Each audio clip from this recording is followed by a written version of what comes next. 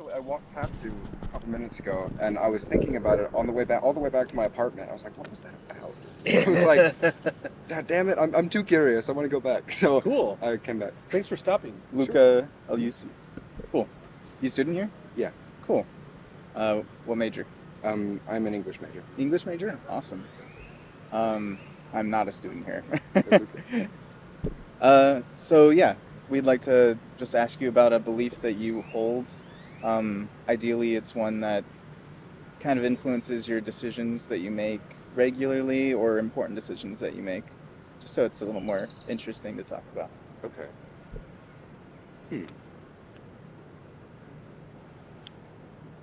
Well, all right. So I have been experiencing a fair bit of existential dread about like climate change and various things that make me feel like the world is ending. Uh-huh. And so that has resulted in me thinking a lot about like, all right, well, because that I feel like we're kind of getting down to the wire, and like, all right, well, how would I behave if I felt that there was only 1 year left, like exactly 1 year, Mm-hmm. and wondering how other people would behave, and this is less so much like a core philosophical belief of mine, and more just like an idea I've been puzzling over. But my suspicion is that myself and a lot of people, I don't know, I hesitate to say most people, but that a lot of people wouldn't change their lives very much. That they would just continue through their normal routines, and I think that there would be a lot of people that maybe try to reform themselves or at least grapple with the ideas. Mm-hmm. I think that a lot of people would just be like, just still get up every morning, do the same things, go to bed, and just kind of like slowly fade away. Even if they knew that, like in a year. If they knew the exact day that things would end. Interesting. Do you think as it gets closer to that time that they know that their behaviors would change, or you think they'd pretty much stay the same? I think internally things would change. Uh-huh. Like, I think people would start to panic and then just not know how to handle it. Right. Like, I think it's like not something that we wouldn't even be able to fathom or grasp fully. It just would, we would just kind of like a deer in headlights, just our brains wouldn't compute. Gotcha. I don't know. What do you think people would do? What do you think you would do? If I had 1 year left, I feel like I would make changes. But I'm wondering what makes you think that most people wouldn't change? They just do the same thing, even if they knew a year from now it's over. Because I think that people are really good at following routine. Mm. Like, I walked past here and I saw your sign and I was like, ooh, what's that about? But I was listening to music and I kept going. Mm-hmm. And all the way to my apartment, I was like, what was that? I should have stopped and changed my little path and gone back and talked to them. But I didn't, and I almost didn't, but I came back and I talked to you. But that was like a last minute thing. I don't know. I think people are find the most comfort in routine, Mm-hmm. and so a way of coping with this thing they can't comprehend would be continuing their routine. Right. So it's also like the idea that they can't make a difference. Mm-hmm. Gotcha.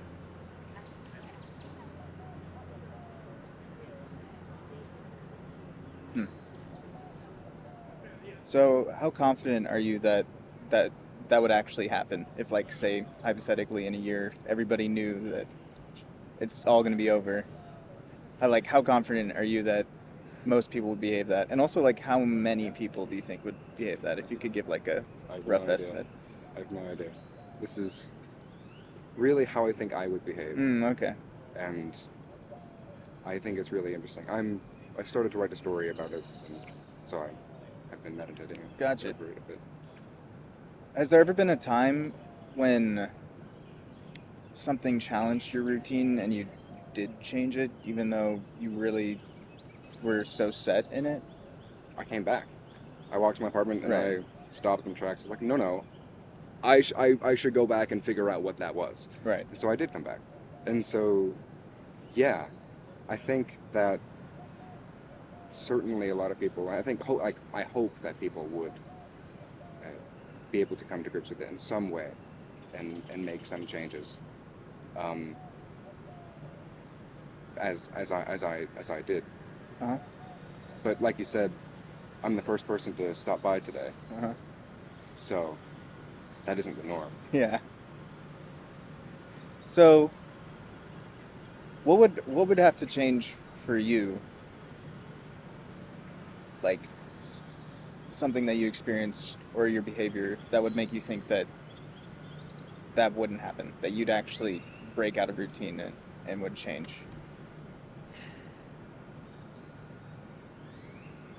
Hmm.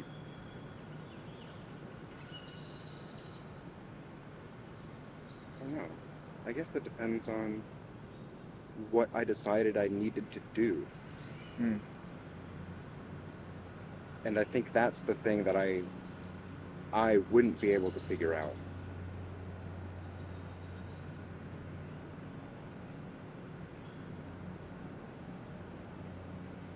Maybe the immediacy of it.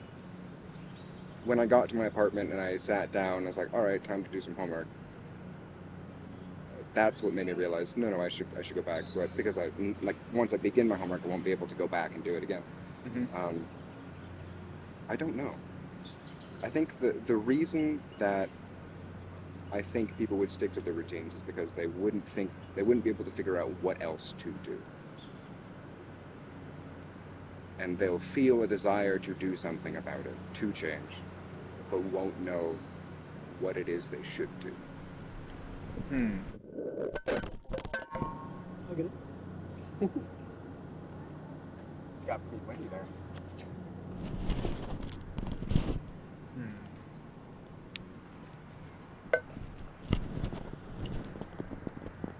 I do think it's interesting that you think they might panic, like the closer it gets to it, but they still would do the same thing. Um, I feel like, no, I'm scared. Could it be possible that people panicking on the inside does like change their behavior and make them do something they out of routine? Yeah, that's interesting. I think there would be a lot of like quiet action. Like I think that people would just kind of sit catatonically and think about it, Mm-hmm. um, and grapple with the fact that they can't comprehend what's going to happen. Um,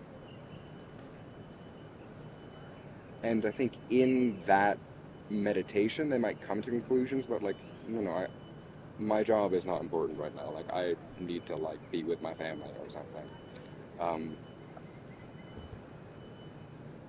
but I also think that that meditation is necessary to come to any conclusions, and when faced with any challenges, most people don't like to think about it. Uh-huh.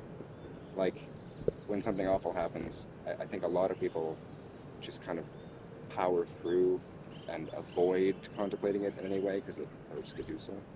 Right. And so like historically when we see like times of crisis, we often see people not changing and sticking to routine. I haven't done any research on this. Because I'm thinking if, for instance, we saw something like global warming and there are like a lot of people that are making a concerted effort to make a difference and True. change it because they may or may not recognize the potential outcome. I mean, to what extent, how many people would have to participate before you would change your mind that people aren't going to really do anything about it? or change their routine when they think that it's gonna cause the end of the world or something like that. You mean, like, what will have to happen in our world with global warming to convince me that people would take action? Yeah, and they wouldn't just do the same thing for a year before. Yeah. I'm quite convinced that we are not going to do anything about global warming. Okay, Um, what makes you believe that? Like, what's your strongest reason for believing that? because we will not be more certain that it is going to happen at some point than we are now, and we are still not doing enough. Hmm. I do think it's fully possible that once we get really close to the end, we'll realize, oh no, we should have done something. But by then it'll be too late. Or at least to salvage, what we have. Hmm. Um, So, because of the degree of evidence that we see right now and the lack of response, you think that means that there will never be a response that can subvert it. correct. Hmm. So, yeah, what would have to happen for you to change your mind that way? Would it be an immediate response globally, or would it be something smaller that could give you a little more hope as to the humanity's ability to respond cohesively to that threat? I think that the reaction that people show on like an individual level is really inspiring. That like Mm-hmm. a lot of people really do care. Um, that is interesting, because I think maybe a lot of the problem with global warming isn't that nobody cares. It's just that people in power. That it's just that the people in power don't care. Mm-hmm. That is interesting. Has there ever been a time where people in power were trying to prevent people from achieving something on a global or societal level, and yet people eventually succeeded with their goal to make a difference or to change against the odds? I expect so. What comes to mind? Do you know of something? I mean, I think there's a lot of things that people have tried to get done that they were either being oppressed to not do, or society has made it difficult for them, and yet, Revolutions and things. yeah, Sure. I feel like just the definition of revolution might hint towards that. Yeah, totally. So I'm wondering what makes those situations in the past, people subverting something that might have been impossible and making the difference. What's the difference between those situations in the past and maybe this current one that we might be in right now? I think because okay, so there's a difference between I think that revolutions and our current state with global warming Mm-hmm. are very similar, because in both situations we can do something about it. Mm-hmm. Um, my thought experiment is like, once we get to the point where nothing can be done, people on an individual level would not do anything to change their lives, to cope with it emotionally. Gotcha. I think that I think what motivates revolutions is that there is action that can be done to save the individual, like to save ourselves, to save our lives, Mm-hmm.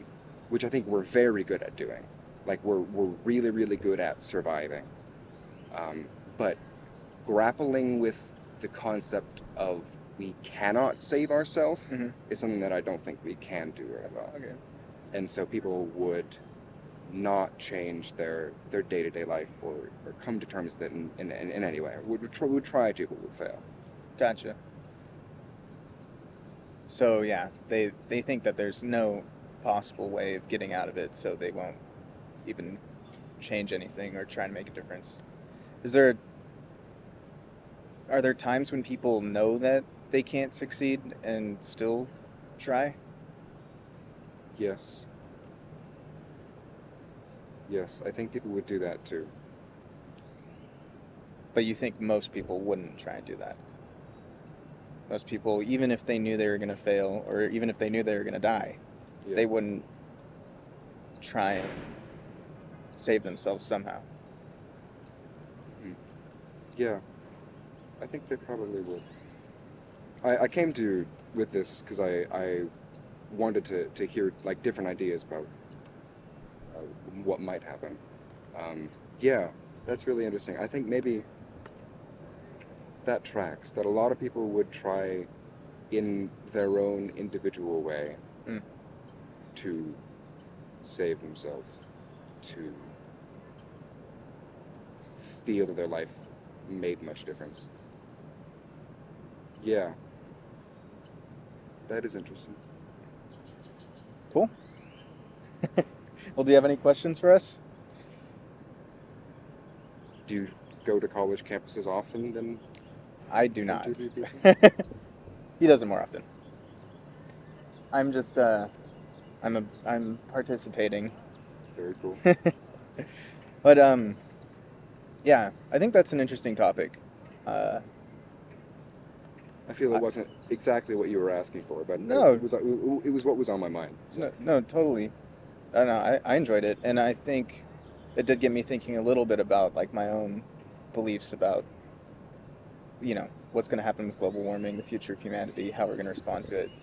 I kind of like on the edge if we're going to make it or not, because Yeah. humanity has this resilience of innovating, often at the expense of individuals in society, ways of being successful communities. So I'd really have to see like some, you know, they need to put out like some research that says that like, oh, it's already too late. You know, there's like nothing we can do. And Yeah. then I bet like people will still be trying to fix it, right? Like, I agree. we can't help but Yeah, I fight don't against think it. that like all of humanity will collapse. Like I think that at the very last minute, once we realize yes, it's happening. Like look, you can see it. We would then finally pull together to salvage what little Right. remains. Yeah, That's kind of how I think it's gonna go. totally. Yeah. But Cool. anyway, Cool. thank you very much. Yeah, thank you, Luca. Well, Feel free to take one of those puzzle pieces too, oh yeah. if you want to. Yeah. Idea is if you see us out here again and you want to have another conversation, you can turn another piece. Cool. Thank you very much. Yeah, thanks so much for stopping. Yeah, of course. Have a great day. You too.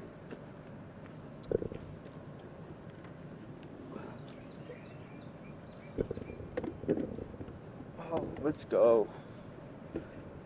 Now it'll be like last time and people will start streaming in, right? Broke the seal. I hope so. So did you inspire reflection? I think so, yeah. I think it was an interesting conversation. I think ultimately multiple beliefs were kind of addressed. Yeah, I think it, at the very least, I got a better idea of what he meant when he first said that, like, if we had a year left, people wouldn't change the routine at all. And I think I Ooh, that's interesting. kind of agree with him in a way, especially towards the end there, where we touched on like societies and governments and things might try and like salvage the situation if there was a year left, but for the most part, like people themselves, I mean, this is my take, people themselves would still behave as they would in society, and you know, it'd be the society as a whole that's really changing its behaviors and making a difference. I think I could be convinced that that's a pretty solid potential outcome. Do you think he's more clear about his idea? More clear, like meaning he understands his own idea more. Like, did this help him? Do you think this helped him at all? Um, It's more broadly. it depends on what you mean by help. I think it could have helped expand like his reasons for believing what he believed about his claim, helping him as in being more confident and happy with the outcome of his decision. Maybe not, but I don't know. I think it's interesting that he came all the way back here for that conversation. Yeah. What was it that made him come back? He was just thinking that he should.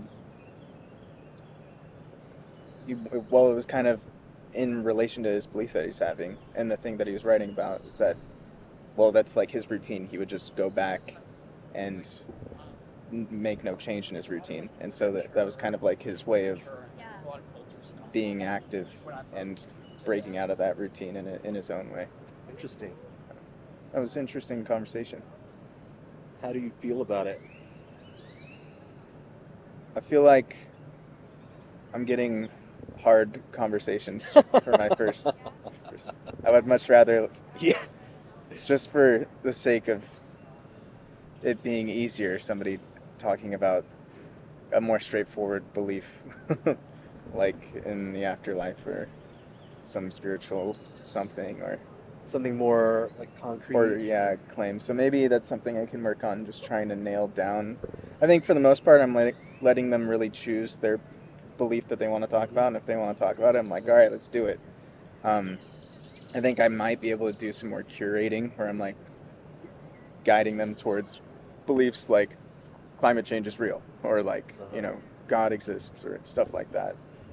Could be an option, but I don't know. I kind of went into this just wanting to talk to people about anything that they want to talk about. So, And it's not like so much about what the claim is, but their process and how they make sure that their reasoning is sufficient enough to be as confident as they are.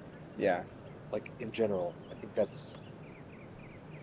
think a little bit more valuable to know, you know? Yes. And I also felt definitely the difficulty of navigating that when it's a belief that I might be sympathetic to.